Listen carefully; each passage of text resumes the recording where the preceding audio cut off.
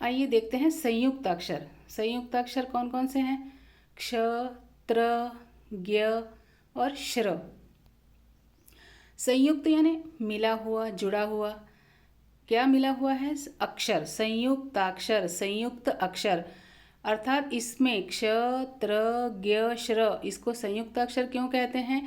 क्योंकि इसमें दो व्यंजन जुड़े हुए हैं। क्ष, पहला देखते हैं क्ष। क्ष में क्या क्या है? क, इसके नीचे ऐसी स्लैंटिंग लाइन है ना, इसलिए इसका उच्चारण आधा या छोटा करेंगे। क प्लस षटकोण के श। क्ष में क प्लस षटकोण के श मिले हुए हैं। इसके उदाहरण क्या क्या हैं? कक्षा, पक्ष, क्षमा। क्ष, इसको धीरे बोल के देखिए। क्ष, क्ष, क और श आ रहा है उच्चारण में। कक्षा, पक्ष, क्षमा। दूसरा है त्र, त्र, त, र, त के नीचे हलंत, त आधा एक पूरा। तो संयुक्त अक्षर की परिभाषा में हम लिख सकते हैं कि एक आधा व्यंजन और एक पूरा व्यंजन होता है संयुक्त अक्षर में। उदाहरण है पत्र, मित्र, शस्त्र। फिर है ज्ञ। ज्ञ में क्या है? ज प्लस य। इसको ज्ञ भी कहते हैं, लेकिन हिंदी में अगर प्रयोग करना है तो विज्ञान, ज्ञान, वैज्ञानिक ऐसा ही प्रयोग होता है। ज प्लस य। ज्ञ कहने से ऐसा लगता है ग और य है, लेकिन नहीं, इसमें ज प्लस य है। और इसका उदाहरण है ज्ञान, प्रज्ञा, आज्ञा। ये जानना इसलिए ज़रूरी है, संयुक्त अक्षर में कौन कौन से व्यंजन हैं, कौन कौन से व्यंजनों का, कौन से दो व्यंजनों का मेल है, ये जानना इसलिए ज़रूरी है कि आगे जब हम वर्ण विच्छेद देखेंगे तो इसमें ऐसे शब्द आते हैं कि कक्षा, पत्र, मित्र, इसका वर्ण विच्छेद कीजिए। तो आपको संयुक्त अक्षर में कौन कौन से व्यंजन हैं वो जानना बहुत ज़रूरी है, तभी आप सही वर्ण विच्छेद कर सकेंगे। इसलिए इसको ध्यान से देखिए। ज्ञानी के ज्ञ में ज प्लस य है, ज्ञान, प्रज्ञा, आज्ञा। फिर है श्र, श प्लस र। क्ष में क प्लस षटकोण का श है, लेकिन श्र, श्र आराम से बोल के देखिए। श्र, श, र। श आधा, इसमें हलंत लगा है। श, र, ये आधा उच्चारण होगा। आगे हम हलंत भी लेंगे, उसको समझाएंगे हलंत को। क प्लस श, तो क, इसका उच्चारण क होगा। क प्लस श यानी आधा क श, आधा त र, आधा ज य और आधा श और र। ऐसा क्ष, त्र, ज्ञ और श्र है।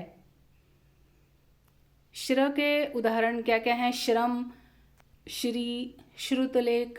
श्रुतलेख यानी टीचर्स जो डिक्टेशन देती हैं उसे श्रुतलेख कहते हैं। श्रुतलेख आ गया समझ में। संयुक्ताक्षर, दो अक्षर, दो व्यंजन मिले हुए होते हैं, एक पूरा एक आधा। क्ष, त्र, ज्ञ और श्र, इसके उदाहरण हमने देखे। वर्ण विच्छेद के लिए ये जानना बहुत ज़रूरी है, ये क्लियर करना। एक बार पढ़ो, नहीं समझ में आया फिर से पढ़ो, टेक्स्ट बुक में से देखो और इसके और प्रैक्टिस कीजिए। नए शब्द बनाइए और उसमें क्या क्या आ सकता है। क्ष, त्र, ज्ञ और श्र, छोटे शब्दों से शुरुआत कीजिए। और हर लेसन में आप ढूंढिए कि कौन से आपको मिल रहे हैं क्ष, त्र, ज्ञ के। तो ये हुआ संयुक्ताक्षर। अब है हलंत। हलंत ऐसी छोटी स्लैंटिंग लाइन रहती है जो व्यंजन के नीचे लगी रहती है। अब हिंदी में आगे हम जो भी पढ़ेंगे उसमें उस समय आपको पिछला वाला याद रखना है कि हमने स्वर व्यंजन पढ़ा था। स्वर की सहायता से व्यंजन बोले जाते हैं। स्वरों में, व्यंजनों में स्वर रहते ही हैं। तो अब हलंत में जैसे क, ख, ग, घ, इसके नीचे हलंत लगा है, इसका मतलब इसमें से अ निकल गया है। ये अरहित है, अ नहीं है इसमें, इसलिए उसका उच्चारण आधा होगा। क, ख, ग, घ।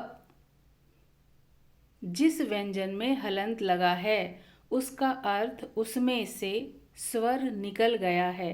ध्यान से समझिए इसको। उसका उच्चारण आधा होगा। क, ख, ग, घ। अब जिन व्यंजनों के नीचे हलंत लगे हैं और जिसमें हलंत नहीं लगे हैं उसके उच्चारण का बेसिक फर्क देखिए आप कैसा है। इसमें हलंत लगा है, इसका उच्चारण आधा होगा, क, ख, ग, घ।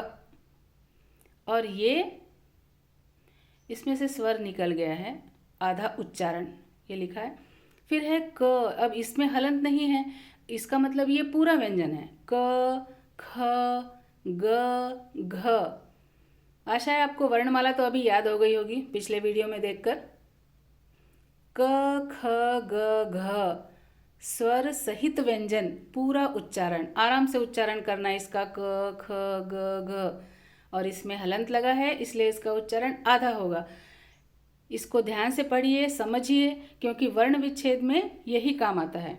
वर्ण विच्छेद के समय आपको अगर संयुक्त अक्षर वाले शब्द आए वर्ण विच्छेद के, जैसे इसका ही वर्ण विच्छेद आप करना चाहते हैं, या ये आया है आपको परीक्षा में कि इसका वर्ण विच्छेद कीजिए, तो आपको ये सब व्यंजन में कौन से और दो व्यंजन मिले हुए हैं वो जानना जरूरी है, तभी